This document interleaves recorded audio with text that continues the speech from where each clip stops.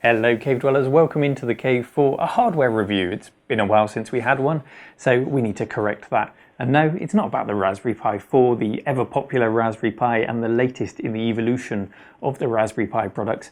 Great as though it is, I've got an alternative here for you which I think you might enjoy. Now it's been around for a while, but we're a retro channel. What's the rush to review the latest and greatest things? I like to actually use them first rather than rushing out a review. So that's what I've been doing. And well, let's take a look at what we've got on the desk here and show you what it's capable of. And we can decide if it's a viable alternative for your retro gaming and retro computing needs. Let's take a look. So a selection of things on the desk here, but we'll start with the main unit, and this can be used as a standalone device. All of the rest complements it, and this is the DE-10 Nano. Now both the Pi and the DE-10 have ARM CPUs as part of their system-on-a-chip design.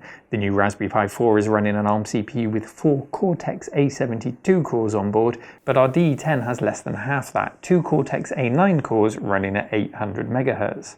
Based on those specs, you might be quick to write off the DE-10 as an underpowered Pi, but it's not really about traditional specs here. This is about something different. It's all about this chip here. This is the Altera Cyclone 5 system on a chip, and it is where that dual-core ARM CPU resides. But also in here is an FPGA or field programmable gate array with a bridge between the two sides. Here's a diagram to show you what I mean. And on this diagram, the ARM CPU is labelled as an HPS or hard processor system because that's what it is. It's a hardwired fixed circuit waiting to perform calculations in exactly the way that the ARM CPU is specified to do so. The FPGA side on the left, however, is the opposite, something softer if you like. Yes, it's physical, it's hardware. Look, I'm prodding it, it's right there. But it's not fixed like the hard processor system. Living in here are 110,000 logic elements which can be organised, programmed, moulded like putty to the shape or shapes that you want and partitioned into many simple or complex units, mimicking real hardwired circuits at a hardware level, and not, as we find on our other platforms, at the software level in our software emulators. The FPGA then can be configured to mimic all of the chips that you want, for example the 68,000 CPU in the Amiga 500, as well as its custom chips, Gary, Paula, Denise, and they can then all run in parallel with precise timing, just like the original computer. Software emulation, in contrast, is beholden to the sequential nature of execution in a traditional CPU, although that might be happening so fast with the help of additional cores that the difference may not be discernible to you at face value. But believe me, this is operating in a very different way to our Raspberry Pi or emulators on our desktop computers. That being said, FPGA is certainly not a magic bullet, in much the same way as given a bad artist some paint, given a bad coder, the development tools for this is not going to result in something that's going to blow your mind. It's not going to result in a coding work of art. However, you may have guessed by the buzz that surrounds FPGA systems, and there are quite a few of them coming out now, such as the Super NT, Super Nintendo console unit that you can buy, which is FPGA based, and in fact has the same Cyclone chip at the heart of it. There is an excellent community that's rallied around this and created some excellent systems, or cores as they're known, on which to run on this computing chameleon. One such group of enthusiasts is the MiSTer project, whose name adorns some of the hardware we're looking at here today. Intel describes the Cyclone 5 chip on our DE-10 as being perfect for automotive or military purposes. Intel is wrong.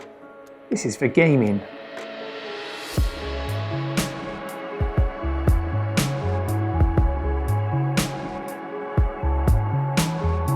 So what this setup gives us is consoles, computers and arcade FPGA cores, and all the favourites are here, from the Super Nintendo to the PC Engine, Sega Mega Drive or Genesis to the Atari 2600.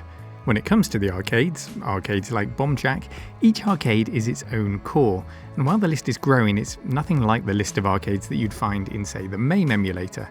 Each is a core in isolation, and there is a good reason for that. Software emulators like MAME stimulated an explosion in game ROM preservation, which was great. Those games will never be lost now. And FPGA, I hope, will now repeat that, but with the preservation of the logic of the classic machines. It's not just about making the game run, it's about perfect preservation of both game and now of the logic behind it all.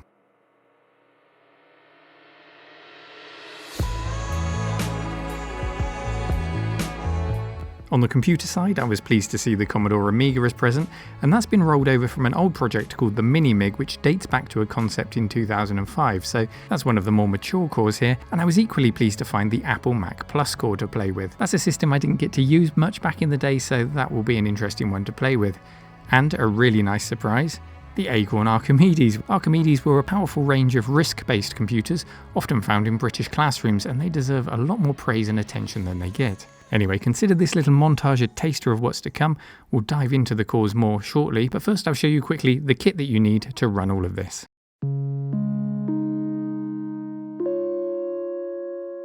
So this setup is built around the DE-10 Nano by Thoracic, and I must say a big thank you to Johnny Mullen who sent this one in, so thank you Johnny, I'm really very appreciative for it. On its own, the DE-10 is really designed as something of an educational tool to get familiar with FPGA development, and it's endorsed by Intel. On board we'll find a gigabit Ethernet port, HDMI video output and lots of GPIO or general purpose input-output pins to pair it up with add-on devices. And it can run a few of our cores as a standalone device, but to really turn this into a retro gaming machine we need a few extras, and that's where the Retro Shop steps in. They've conveniently put together a bundle, that's where mine's all come from, and they call it the MiSTer Razer XL Edition bundle. You can find a link to the bundle in the video description. In the pack we get an SD RAM module, which is mandatory for the majority of cores, and it slots right onto the GPIO socket like so. With that in place, you can go ahead and start using it, but some of the more complex cores benefit from a further expansion again. And that expansion is the MiSTer I/O board that sits on top of the Nano and screws into place. What this brings to the party is an analog and digital audio output from the 3.5mm jack, and I love this, it's an analog video output from which you can get a 15 kHz output, meaning you can plug it into things like an original arcade monitor, and it can then become the heart of your arcade cabinet. On storage duty is a micro SD card slot. There's one on the Nano and also one on the MiSTer board, so you'll never be short of storage options. And we've got 3 status LEDs as well as 3 push buttons. They can be used to bring up system menus, reset the running core, take us back to the main menu, that sort of thing. To top it off, we have an uprated Noctura branded fan, and then there's a heatsink which I've added to keep it all cool. The underlying OS is Linux, and I've had no problems with all the USB joysticks, keyboards and mice that I've plugged into it. It just works fine. There is one small annoyance though, and that's that you'll need a USB hub. This can be in the form of another hat that stacks up on the Nano, or just a hub with a USB mini connector, which is what I've got here. What looks like a USB 3 port on the MiSTer is actually a serial I/O port, and that's a little deceptive. We're all ready to go. The total cost of this setup is £70 for the Razer XL bundle. That's the fan, the MiSTer I/O board and the RAM module, and that's all from the Retro Shop. The link is in the description if you're looking to buy that bundle. And then of course you've got the DE-10 Nano board, which is around £100, but there is a discount, an educational discount if you're a student. So £170, around $215 or 190 euros for all of this, lifts us out of the Raspberry Pi territory price-wise. Plus you need the USB hub, peripherals and perhaps a case if you want a case to put it all into. So we'll fire it up. Over here we have the HDMI output, over here the analog VGA output into our CRT. And if we plug it in, you'll see how quickly it boots from that micro SD card into our menu. It's really very quick to get up and running. There we go, there's the main menu, and we can very quickly get into our cores. We've got a picture over here, but we've got nothing on the CRT because this is not a multi-sync monitor. It doesn't support the 15 kHz which it detects is in the signal that it's receiving. That's an easy fix though for our main menu. General settings can be found in the MiSTer.ini file, where we can force the scan doubler like so. And you'll notice there's lots of other useful analog video and audio options here, but these settings won't necessarily filter down into the cores, so you'll have to take each one on its own merit. If you're using HDMI though, you won't have any issues. HDMI is perfect for compatibility and for ease of use. Analog output is really for the authentic experience on a CRT, and I love that it's included because pairing it up with a CRT works really nicely and it looks fantastic. But if you just want to plug in and play, then HDMI is perfect. Setting up the memory card is no more taxing than setting up a Raspberry Pi. There's a setup tool to help you prep the card, and then you can drag your cores and ROMs onto the board. When we switch it on, the underlying OS is Linux and it's an extremely fast booting distribution. You're very quickly into the main menu, where the very first thing you should really do is plug in a network cable and run the update script that will pull down all the latest versions of the cores that you have, and then you're ready to play. Now, how do we look at the cores? It would take all day to drill down into each and every core, so I think I'll give you some highlights and observations with a bit more emphasis on the cores that interest me. Here's our main menu, and if we have a quick look in arcades, you can see all of the arcade cores in alphabetical order. These are all early to mid 1980s arcades, and this isn't really where the MiSTer excels in terms of choice right now, but what is here works very well, and I'd expect this list to grow a lot more over time. You could very easily drop this into a real Robotron or Pac-Man cabinet and nobody would know the difference, and with lag times on the MiSTer now down to under one single frame, you really can't be blaming shoddy emulation for your poor reaction times. As I play Robotron, you can see that the menu can be popped up and displayed at any time with the core options and the ability to redefine controls as I'm doing here. It would be nice to see more complex arcade games on here to see how it handles them, such as the Neo Geo, and the Neo Geo core is in development, but it's still very much a work in progress, so hopefully that will see the light of day soon. So as an arcade machine, our FPGA setup has the potential to offer us a very accurate recreation of those original boards, with video output indistinguishable from the original, but there is a lot more to come.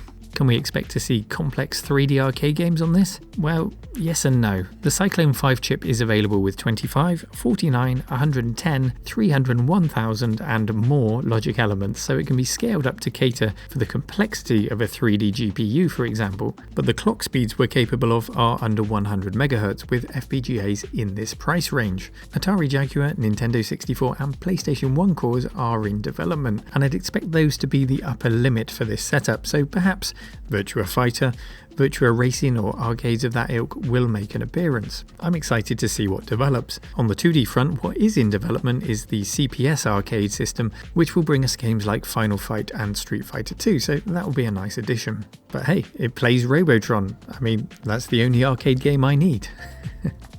On the console cores, we do of course have to look at the most popular, like the Sega Mega Drive or Genesis, and you won't be disappointed one bit by the Mega Drive core. It runs smooth and fast. Too fast for my PAL upbringing, as we see Sonic here in NTSC mode. And it's really everything you'd expect and want. Everything in fact that you'd want from a standalone Mega Drive FPGA system. And that's exactly what the recently released analog Mega SG console is, which has the same Cyclone 5 chip, albeit with less than half the logic elements in it, and that's priced at $189.99 on their website. It's a great device, but I know I'd rather have the flexibility of a setup like this, which can handle multiple systems for that price personally.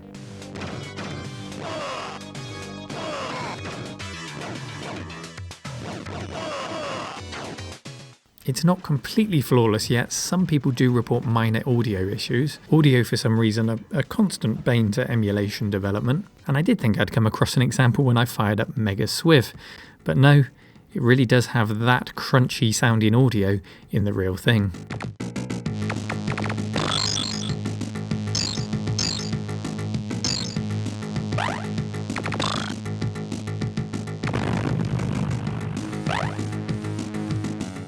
It's just a game with bad sound effects in this instance. So my Mega Drive experience is a good one, made all the better through the use of a USB to DB9 adapter and an original Sega pad, which needed no additional configuration, and of course a CRT monitor. Mega Drive bliss. The same could also be said for the Super Nintendo, another great core, so you effectively have both the Mega SG and the Super NT FPGA-based standalone consoles in one with this setup. It looks, sounds and plays perfectly, right down to the slowdown scene when this large dragon-type enemy flies around the screen, and that's faithful to the original system. Some cores do offer overclocking and other speed options like more sprites per line, but these aren't universal settings, they are once again on a core-by-core basis, and there are no such options on the Super Nintendo or the Mega Drive.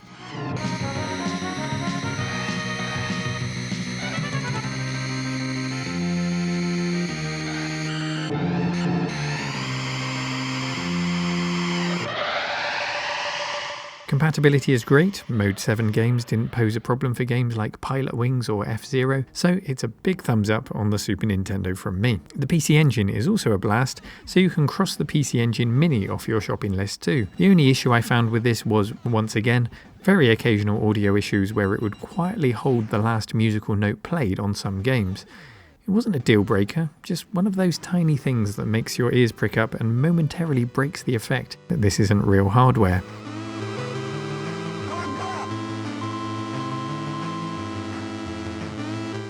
To see if this will be fixed and to set your expectation as to whether cores will continue to be developed, it's worth checking the latest release notes on the cores to see what's going on. The PC Engine, or TurboGrafx core now for example, runs all games except for Davis Cup Tennis, which is a shame as it's Wimbledon right now, and Andre Panzer Kickboxing, so there's still a little bit of work to do on it, and it does support the multi-tap for up to 5 joysticks. A link to all the core information is in the video description, so do have a check and you can find out if you too can play games like Toilet Kids faithfully.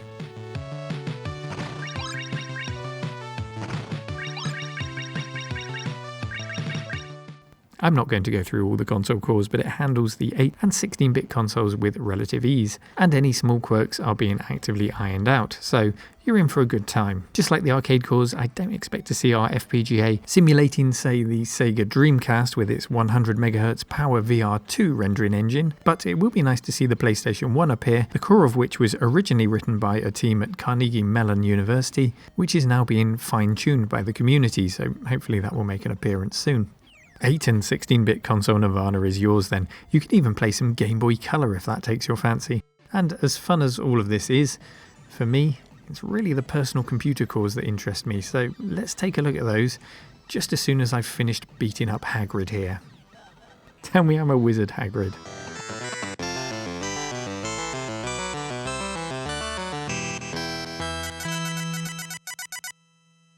So these are the computer cores, and currently on the list we have the Altair 8800, Amstrad CPC, a 486 PC, Apogee, which we all know is a Soviet homemade 8-bit computer designed by amateur radio enthusiasts in 1986. You knew that, right? The Apple II, Mattel Aquarius, Acorn Archimedes, which makes me very happy, we'll have a look at that one, the Atari 800, BBC Micro, BK0011M, which is a PDP-11 compatible Soviet home computer. Something tells me FPGA coding is popular in former Soviet parts of the world. And of course we've got the Commodore 16 and 64, the Tandy Coco 3, Jupiter Ace for coders who love the fourth language, and the list goes on and on.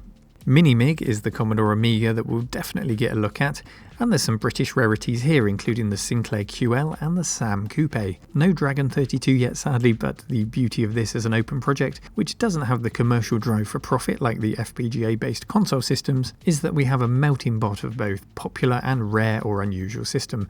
So there's every possibility of a Dragon 32 appearing, or you could go ahead and code it yourself. As with the consoles, I don't think it will come as a surprise to you that the 8-bit machines are handled superbly. The Amstrad CPC here offering CPC 6128 and 664 modes, as well as a multi-face 2 option.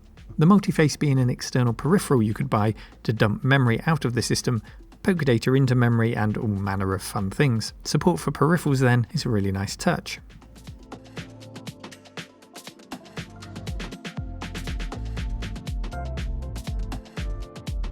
At the other end of the complexity scale, there's the 486 PC core, which is an interesting one and perhaps the most complex core here, as it uses about 90,000 of the 110,000 available logic elements. It's an admirable effort and impressive that Doom does indeed run, and its frame rate will give you an idea of the power on offer. While Doom may not be the most pleasant experience, this is more than capable of lower end 486 SX gaming, and of course the full 386 library and earlier.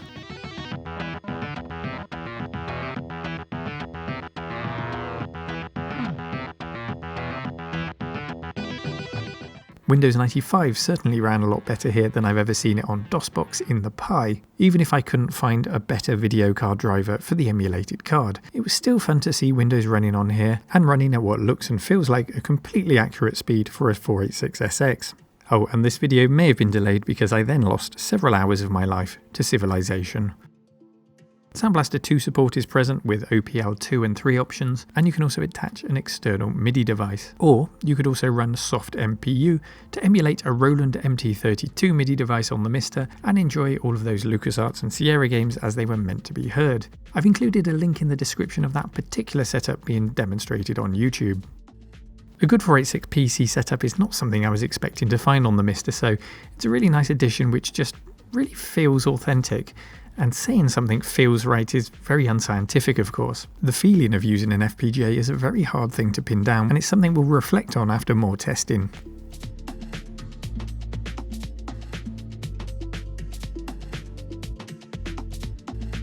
On now to the Acorn Archimedes, which, along with the BBC Micro, was a computer we found in British schools across the land in the 80s and 90s. The interesting thing about this machine is that it had an ARM CPU in it. ARM was developed by the engineers at Acorn, and this core recreates the Archimedes A3000 model with 4MB of RAM and an ARM 2A CPU. According to the documentation, this core is in beta status and runs at about 91% of the speed when using VGA video modes, but it's impressive nonetheless. While I may have failed to bypass Elite's copy protection system, I did have fun slaying orcs in Heroes Quest without any issues. This is a really fun cord for me to go back to and enjoy the titles that we were never allowed to run in the classroom.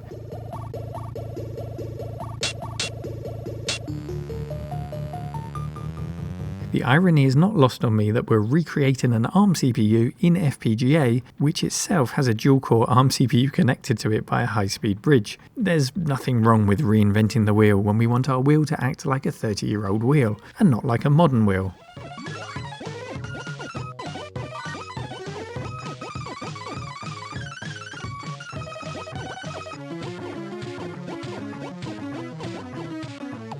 The Amiga, of course the Amiga, I wasn't going to skip this one. The core is the MiSTer variant of the Mini-MiG or Mini Amiga, an open source recreation of the Amiga on FPGA dating back as far as 2005, so as you can imagine, it's a mature and well developed core. My hard disk file boots to Tiny Launcher for convenience with a joystick, but we'll drop out of that back to the Amiga Workbench, where you can see it's running Workbench 3.1 with lots of chip and fast RAM, and an O20 CPU is detected. The AGA, OCS and ECS chipsets are supported, making this a really nice all-round Amiga with a respectable O20 processor. It quite happily runs from an A500 up to an A1200 or CD32 with ease.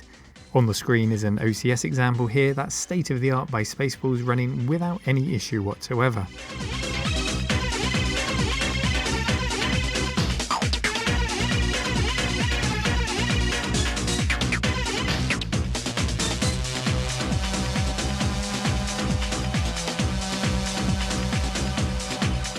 And as an AGA example, here's Alfred Chicken, that's the AGA version of the game running. Options include built-in stereo mixing to reduce the amount of stereo separation on the audio channels, which is synonymous with the Amiga. And if you're using floppy disk images, then the core includes a turbo mode for rapid floppy reading. This is easily better than running an Amiga emulator on a Pi. The ability to run those custom chips in parallel on the FPGA really does come into its own here, giving a nice responsive feel to everything. It runs at a nice speed overall, and the only compatibility issues I found were authentic to the original Amiga. Games falling over, for example, because they wanted the Kickstart 1.3 ROM, and that's easily resolved by changing it in the core menu. And of course, the obligatory Amiga Frontier demo here. I'm really quite tempted to put this in my new Checkmate 1500 case when it arrives, you know. It could be a nice modern alternative to putting an Amiga in there.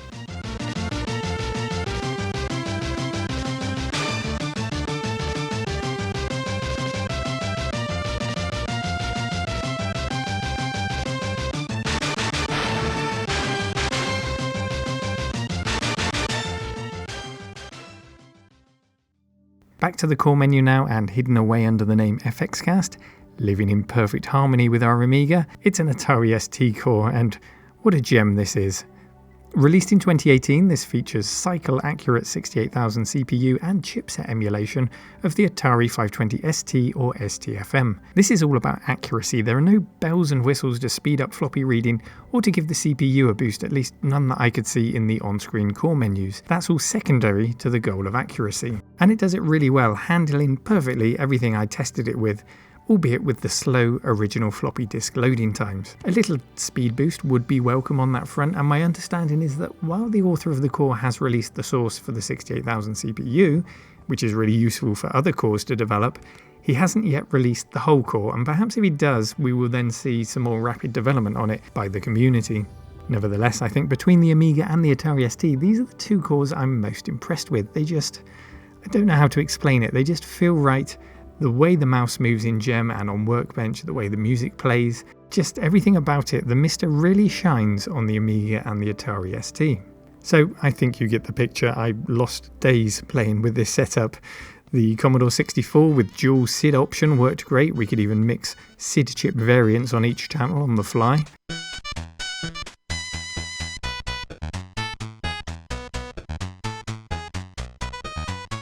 And I got to experience my first game of Manic Miner on the elusive Sam Coupe, and it was everything I had hoped it would be.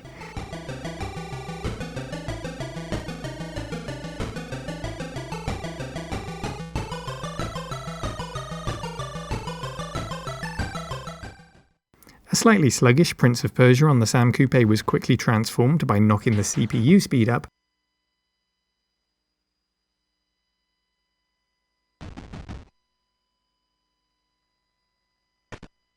and Trevor and I played the worst game of darts ever witnessed on a BBC Micro, which seemed to set a car alarm off when he won.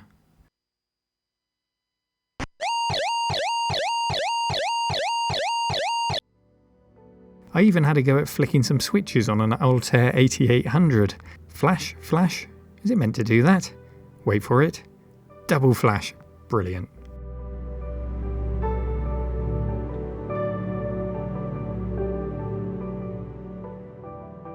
Screenshots may vary, as they say, and the experience you get on each core will vary massively according to how mature the core is. But this is far from a new technology. It's not a new community, it's not a new technology. The only thing that's changed in recent years is the fact that it's become affordable, in part thanks to the subsidizing by Intel of boards like the DE-10 Nano to encourage developers and the development of FPGA systems. It has nothing to do with games, but as we always do so well, the community has adopted the system for the sole purpose of games playing and emulation of old computers. And what an amazing job they've done with this MiSTer board and with this setup. I think it's absolutely fantastic. And it brings to me the same kind of excitement that I had when I first started discovering MAME, playing all of those old games. At the time, some of those games were still in my local arcade, which is a completely different story now. But yeah, there's an excitement, there's a buzz about it. It just feels great. And I've used that word a few times, how it feels to use it, particularly with the Amiga and the Atari. There's a feeling that's really hard to describe without sitting you down in front of it and making you use it. And I think vital to the success of FPGA in the future of emulation and the preservation of the logic of systems is quantifying how accurate the emulation is. I mean, why would you spend £170 on this setup when you can spend less than £50 on a Pi and play Sonic the Hedgehog, for example, and to you it feels the same? I personally think the promise of a totally accurate, lag-free experience is a tempting one if it can be quantified, and I'm told the tools to measure and confirm the accuracy of these cores are now in development in the community, and that will be a huge stride. Imagine being able to download a core with a 100% accuracy seal of approval that's been tried and tested and verified, and you know that you are truly getting the real experience on that system. All for a sub £200 price tag. That's when I think it really comes into its own. So in short, yes, you guessed it, I'm extremely excited about this. I think it's a huge part of the future of emulation and preservation. And well, it won't quickly replace software emulators with dynamic recompilation and GPUs supporting them, but there's no reason why it can't in time as it scales up, as more logic elements become available, and as hopefully the community and the support for this technology grows. There's no reason why this can't become the de facto standard for emulation and for giving us the best possible emulation experiences. But don't wait for it to happen. Get on board with this now. It's a great system. Everything you need to know is in the description below, so go and check out those links. And until next time, I hope you enjoyed the video. Take a moment to subscribe, give it a thumbs up, give it an Australian thumbs up, and any questions you have, I'll see you in the comments section. Until next time, take care.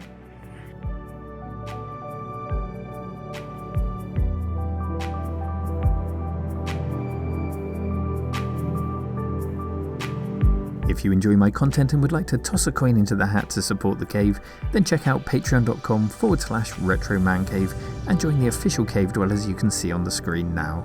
Thank you for your support.